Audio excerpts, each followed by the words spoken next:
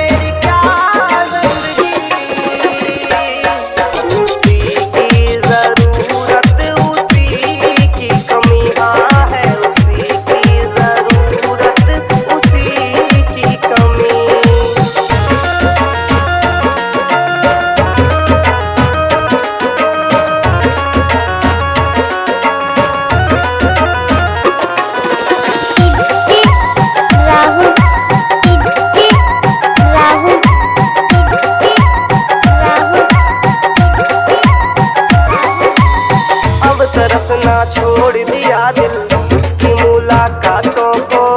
भूल गया वो प्यार वफा मैं उसकी हर एक बातों को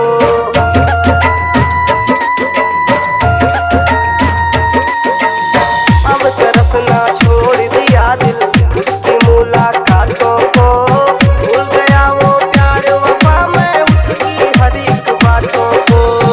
अब तो साथ तन्हा बेबसी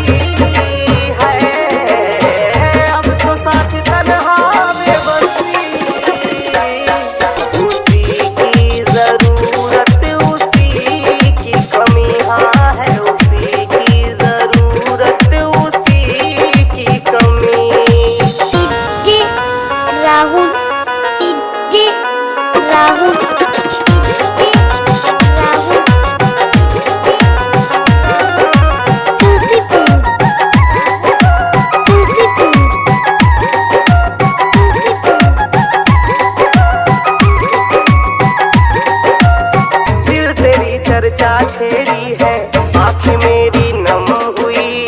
धड़कने फिर बढ़ गई है सांसें फिर बेदम हुई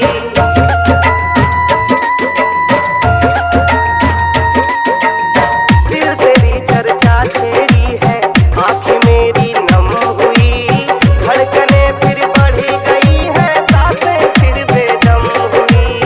मुझ पे मेरी किस्मत भी हंसी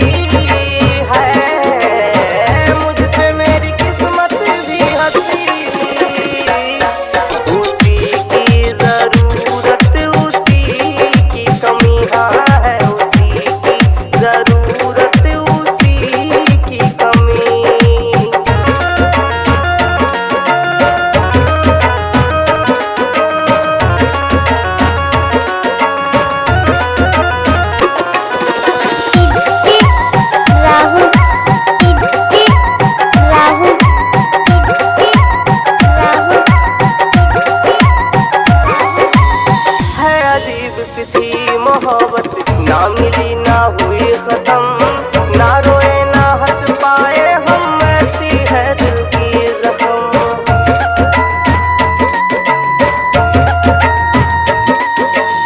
है अजीब सी मोहब्बत ना मिली ना हुई खत्म ना रोए ना हंस पाए हम ऐसी है दिल की जख्म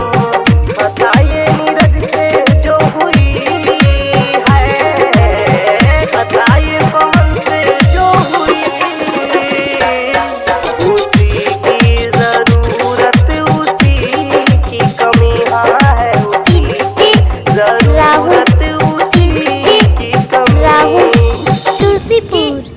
राहुल।